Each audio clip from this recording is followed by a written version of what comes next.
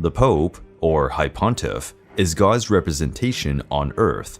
He is also the head of the Catholic Church worldwide, the leader of a faith that currently has over 1.2 billion devotees.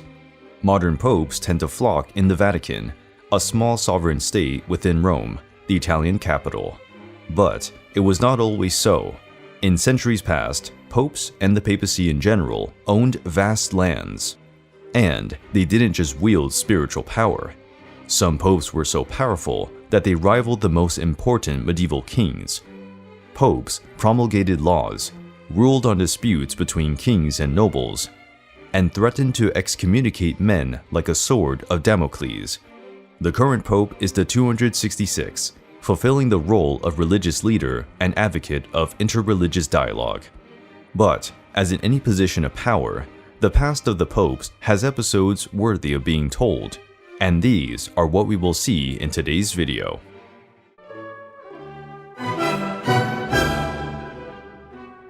The Catholic Church considers St. Peter, one of the 12 apostles of Jesus, to be the first pope in history. He is said to have assumed the role of leader of Christianity after Jesus' death in the 1st century. At that time, there was no connection between all Christian communities, but a significant number emerged with Peter's leadership as head of the 12 apostles. The Catholic Church recognized this as something Jesus wanted. Just as the apostles had successors, Peter had them as well. Therefore, the Pope is considered his successor. The word Pope, which comes from the Greek papas and means father, was for several centuries used to designate all the bishops of the West. Only in the year 1073, by order of Pope Gregory VII, was it used exclusively to designate the Bishop of Rome, highest authority of the Catholic Church. The only exception is the Patriarch of Alexandria, authority of the Greek Orthodox Church, who retains the title to this day. Traditionally, the office of Pope is for life, although this was not always the case. Recently, Benedict XVI resigned from the Holy See in 2013. The average papal term is 7 years. The longest term was St. Peter's, 30 to 64 AD, who served for 34 years. The shortest was Urban VII, Pope for 12 days, between the 15th and 27th of September 1590, before succumbing to malaria. Right, and when a pope dies, how is the next one chosen? Well, popes are elected by the College of Cardinals at a meeting called the Conclave. Locked in several rooms, the cardinals are not allowed to speak to the outside world, except by burning their ballot papers twice a day. White smoke means a new pope. Black smoke means the debate and election will continue. Voting is not always quick. After Clement VI's death in 1268, it took 3 years to elect his successor. The average age of a pope is approximately 67 years. 2 strong pontiffs are tied as the youngest: John XI, 931 to 935 AD, and Benedict IX, first term 1032 to 1044 AD, who became pope at only 20 years old. We also have a tie between Clement X, 1670 to 76, and Alexander VIII, 1689 to 91, as the oldest popes, having assumed office at age 69. Like monarchs, when a pope enters office, he adopts a title instead of a name. For example, Pope Francis's baptismal name is Jorge Mario Bergoglio. The title most often chosen among popes was John, 21 times, although there is a John the 23rd. This was because Pope John XVI from the 10th century is considered an anti-pope. Therefore, he was ignored, and John XVII became the 16th pope to adopt that name. Furthermore, there was never a Pope John XX, as Peter Giuliani, the 19th to choose the name John, decided to jump to John the 21st. This was due to a mistaken 11th century belief that there would be a pope named John between the anti-pope Boniface VII and John XV.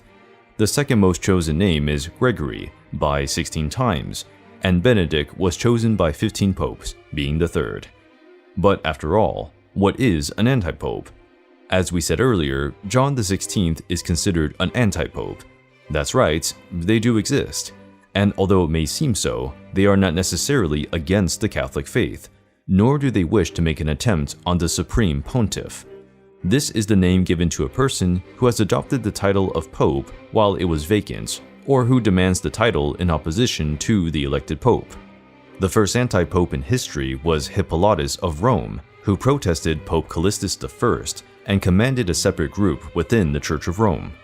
The greatest number of anti-popes occurred between the 11th and 12th centuries, when struggles occurred between the popes and the emperors of the Holy Roman Empire.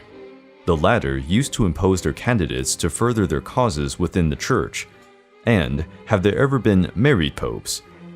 Originally, early Catholic priests were not required to be celibate. That became an important value over the centuries. By the 3rd and the 4th centuries, there were already movements within Catholicism proposing that religious should practice celibacy.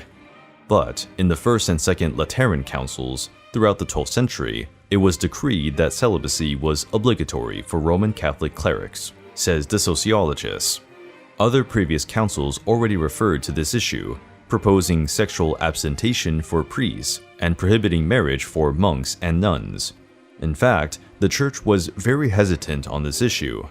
Even different regions adopted different practices. It was a time marked by precarious communication. Concern about celibacy emerged with impact in the 11th century. It was part of the policies of Leo IX and Gregory VII. There was a concern about the moral degradation of the clergy, when in the Middle Ages the Catholic Church was super powerful. Celibacy was eventually instituted at the 2 Lateran Councils, the first in 1123 and the second in 1139. After these, it was decreed that clerics could not marry or have relations with concubines. Between the 10th and 15th centuries, the concubinage of priests with women was very common in Europe. In colonial Brazil, there was also dozens of cases of priests who married and had many children outside ecclesiastical law. The maintenance of celibacy would also be advocated at another Lateran Council in 1215, and at the Council of Trent between 1545 and 1563. Many say that, starting in the 12th century, the Church made celibacy more rigid so as to not undo or share the fiefs with the son of priests.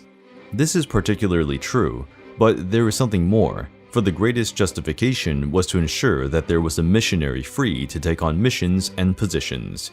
However, at least 4 popes married legally before entering holy orders: Hormisdas, 514 to 523, Hadrian II, 867 to 872, John XVII, 1003, and Clement IV, 1265 to 1268.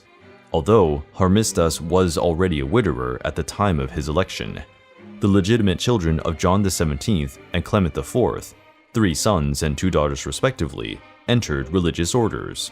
Complete celibacy was far from a guarantee.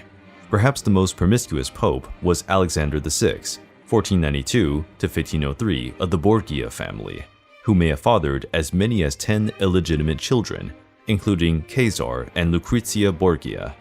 And lastly, the popes did not always live in Rome or the Vatican. Between 756 and 1870, the pope was the ruler of a swath of territory, which, at its greatest extent in the 18th century, represented much of central Italy. The popes of this era ruled the papal states as kings, were active in local politics, and even waged war with their neighbors. But the papal states ended with Italian unification, after which the papacy was given a smaller base in Rome, the so-called Vatican, and the pope also had his power base outside of Italy. For 67 years, the papacy resided in Avignon, France. Clement V, 1305 to 1314, moved the papal court to this French city in 1309, beginning what was described as the Babylonian captivity of the papacy. Clement and the next 6 popes were French, and most were considered to be under the dominion of the French crown. Popes have already been elected from various countries. Italy is at the top of the ranking, with 176 representatives, or at least those who were born in the region now considered Italy. Then comes France with 16, and Greece with 14. There have been 8 German popes, of which Benedict XVI is one. And the first Latin American pope is the Argentine Jorge.